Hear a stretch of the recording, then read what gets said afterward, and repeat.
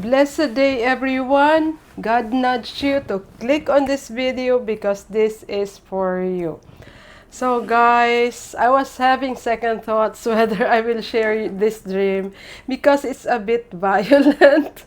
It's the first time that I've had a dream this violent and I was really adamant in, I don't know, I was hesitant. I was hesitant in sharing this, but when I saw that today is that there are four things happening in the astrological world. So it's very similar. I just really have to compare my dream to this because it's so similar. So anyway, this is not for kids. So I know whoever is watching this is not a kid, it's an adult. So you can relate to this. And I know you are in this channel because you believe in science and you believe in astrology, probably, all those things. So guys, I will have to discuss this first with you. The astrological signs that I will relate to this dream. Okay.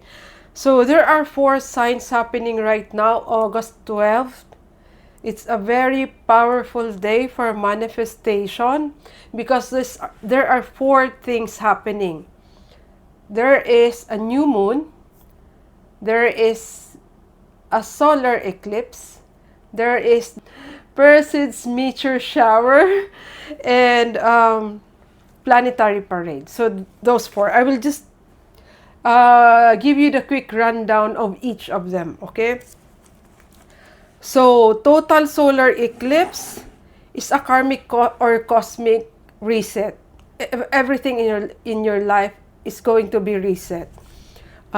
Anything that has been going wrong, felt stuck, or anything that doesn't feel right suddenly gets cleared.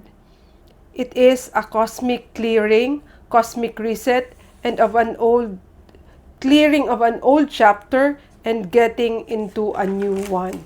So, new moons are the best time to call in your manifestations and call in your desires and set your intentions. So, this energy is so important.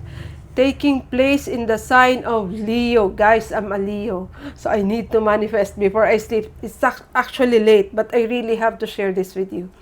It is known as the most powerful astrological sign to call in abundance, stability, and opportunity. So guys, take advantage of this energy. It rules visibility, spotlight, being seen, and recognition. If you are like me, I know I did very good in my job, but I knew I lacked recognition. This is the time. And let's be hopeful it will happen for us. Although we don't need validation, but sometimes we need our work to be, our hard-earned work, our hard work to really be recognized. We need that as people. Okay. Perseid meteor shower, planet parade on the same day. Okay? So these four on the same day, Perseids meteor shower, meteors appear and disappear.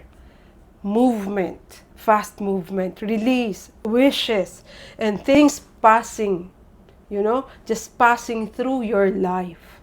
So that's the energy. Planetary parade, several planets appearing across the same sky can represent order, priorities, and recognizing different parts of your life may actually belong to one much bigger picture. Okay, so how I'm going to relate that to this rather violent dream, which I myself was shocked. I said I haven't had a nightmare dream this way. Anyway, so the dream is this, a dream about a nurse cutting a criminal's flesh to the bone. Like, I don't know guys, it was so violent. But it symbolizes a painful, necessary removal of bad habits, guilt, or a toxic situation in your life. Key symbols. The nurse represents healing, care, or correction. Even though the action looks violent, or a nurse's job is to clean out an infection or fix a deep injury. So, that's the representation of the nurse. The criminal represents wrongdoing, guilt, or a negative behavior that needs punishment or stopping. Okay, so the criminal represents wrongdoing, guilt, or a negative behavior that needs punishment or stopping. Exposed bones means getting down to the bare truth.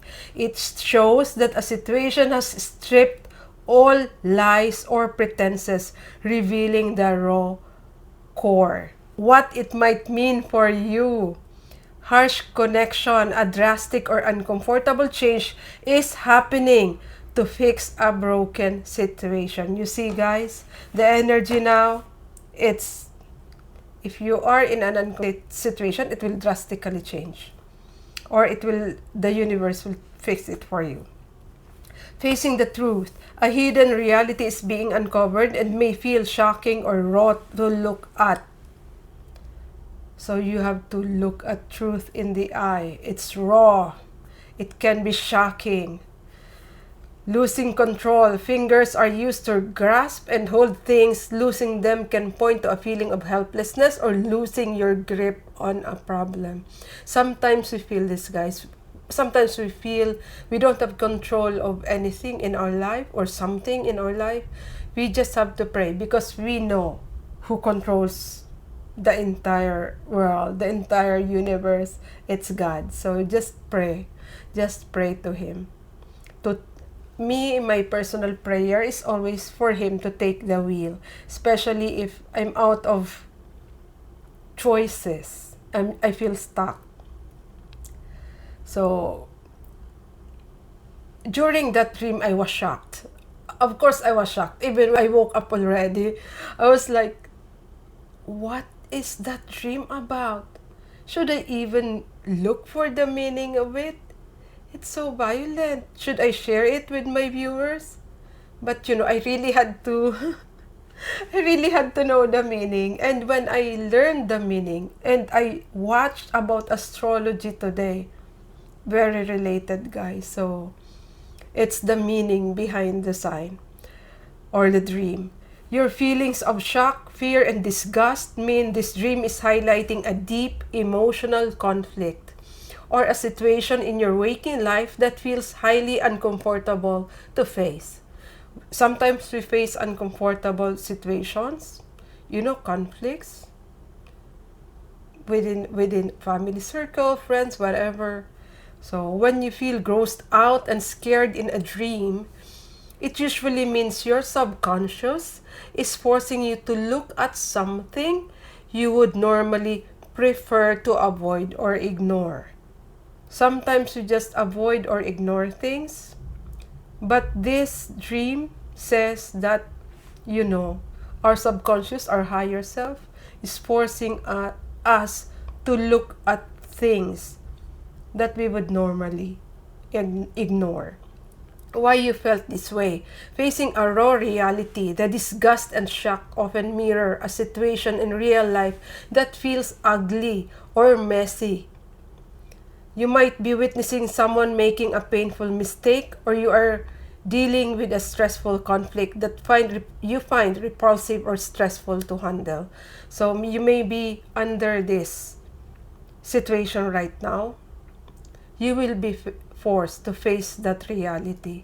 Fear of drastic change. The violent nature of cutting shows that the solution to a current problem might feel too extreme, harsh, or sudden, leaving you feeling helpless or unsettled. Guys, the energy is so fast. The energy may let you feel that you are helpless and unsettled. So what should you do? Prepare the vessel. Prepare yourself for this incoming energy. So for example, you are manifesting something really big. Prepare your vessel. It will come, but it will not come if your vessel is not prepared. So you have to prepare. Boundaries being crossed. Seeing exposed bones and flesh being cut can symbolize a feeling that your personal boundaries or the boundaries of someone you care about are being stripped away in an invasive way. So guys, in my life right now, I set hard boundaries. I cut toxic people ruthlessly because I love my peace so much. So, in this dream, I identified with the nurse more than the criminal. I identified with the nurse. So, identifying with the nurse means you are the one trying to fix, cut out, or correct a negative situation, even if it feels incredibly harsh or uncomfortable to do so. But you need to do the job. You need to do the dirty job. Instead of being the victim, your mind casts you in the role of the person taking action. Personally, I always take action. Maybe I'm a born leader. I'm a Leo. So, Leos are really born leaders. So, I was also in a managerial position. That's why I really take action. I don't really like thinking of myself as being the victim, so I always take action. So what this reveals about you: enforcing tough boundaries. You may be in a position where you have to make a difficult, bloody decision to cut someone toxic, as I told you already, out of your life. Sometimes we need to cut people out of our life for our own sake, for our own peace, for our own abundance to come. Because, if we are surrounded with toxic people, that's the energy that we imbibe or we absorb. So, or to end a bad habit of your own. So, if you have a bad habit that you need to cut, this is it. You need to do it. No one will do it for you. The burden of healing. It shows you feel the heavy, unpleasant responsibility of cleaning up a mess. Guys, we always take care of others. As empaths, earth angels, starseeds, or whatever you call it, we always do this. We tend to, clean up the mess of others. You are doing what you think is necessary, but the process feels gross, scary, or extreme to you. When I had to cut some very important people in my life, it's really an emotional thing. It's not easy to cut someone you love. It may be energetically cut through energetic cutting, or putting distance between you and them physically, or minimizing contact as much as possible. Sometimes it can be painful, especially if it's family or really close friends. It can be painful, but you have to really do the job because it's for you. It's for your own good. Fixing a wrong. Because the target was a criminal, you likely feel justified in your actions or anger. But the actual execution of fixing the problem is taking a major emotional toll on you. Of course it is. We are humans. Although me personally am prioritizing myself right now. So I'm more important than anybody else, because I've always felt that before I was a people pleaser. It's like everyone else's needs is more important than me. Not anymore now. I'm very strong in that area. I'm very steadfast. Another one. In this dream, there was a calm sea. I was not really looking deliberately at the sea, but I was aware it was there. It was a calm blue sea. Okay? The presence of a calm blue sea right next to this intense scene represents a powerful contrast. It shows that peace and emotional clarity are waiting for you once the painful process is over. Guys, sometimes we have to undergo a painful process. But let us believe that when everything else is over, everything will be calm. Everything is and will be as it should be. Okay, water in dreams represents your emotions. While the cutting was shocking and scary, the calm sea is a reassuring sign from your subconscious. What the sea adds to your dream? A peaceful resolution. So guys, we can look forward to this. Even if we are in rough times right now, there is always a peaceful resolution to everything. The calm blue water suggests that despite the chaos, gore, and stress of the situation, you are actually in control. Guys, you are in control. Always think that way. Do not feel so helpless that you think you're not in control. You are a co-creator of the divine. So you have that godlike energy in you.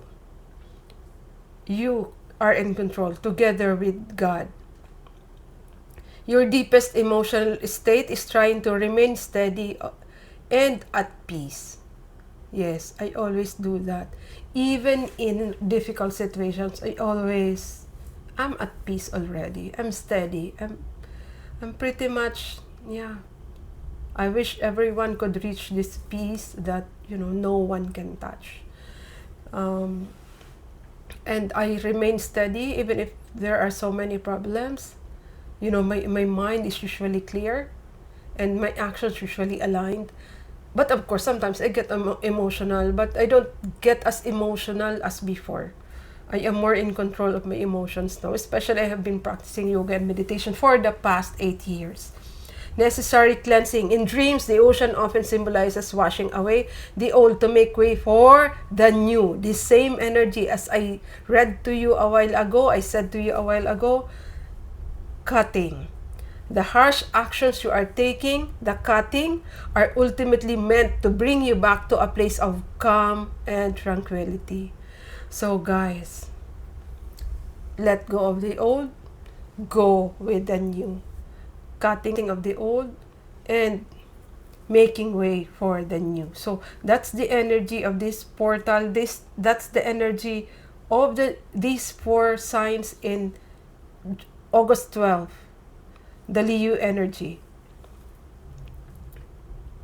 Okay. A safe distance. Seeing a peaceful sea during a stressful event means you have the inner strength, guys. Believe in yourself. You have that in you. So if you're feeling so in turmoil or you don't know what to do already, harness that inner strength to detach emotionally from the drama. Always choose peace over drama. Okay? You are capable of looking at a messy situation with a clear, calm mind. This is a good thing about practicing yoga and meditation. You're like a lotus. Even if the river is polluted, you are a lotus and you bloom still beautifully. So I told you already, I was aware the sea was there. So the meaning of that, being just aware of the calm sea means that even though you are completely focused on a stressful, messy situation right now, deep down, you know peace is available to you. It is available to you, guys. The peace is available to you. The calm ocean acts as a background reassurance. It is a reminder from your subconscious or your higher self that the chaos is temporary. And emotional stability is right there waiting for you as soon as you finish handling this difficult problem. All problems that we have, it will pass. Okay, so just focus on the solution and not the problem. Putting it all together, your dream is a powerful metaphor for a major boundary or correction you are enforcing in your waking life. You are the nurse taking a tough, painful, and messy action. You are cutting away a toxic habit, person, or situation, the criminal. It feels shocking and uncomfortable, the exposed bone and flesh. But your inner self is grounded and heading toward emotional clarity, the calm blue sea. Okay, so guys, always remember, for every storm, there is a calm after the storm. Not the calm before the storm, but after the storm. Okay, so The same with the energy that we have right now. This energy, this portal is very strong for manifestation. But you have to let go of the old energies so that new ones can come in your life. So guys, I don't want this to be so long. Blessing you with good health, wealth, and abundance in all areas of your life. Keep manifesting. Thank you so much for watching.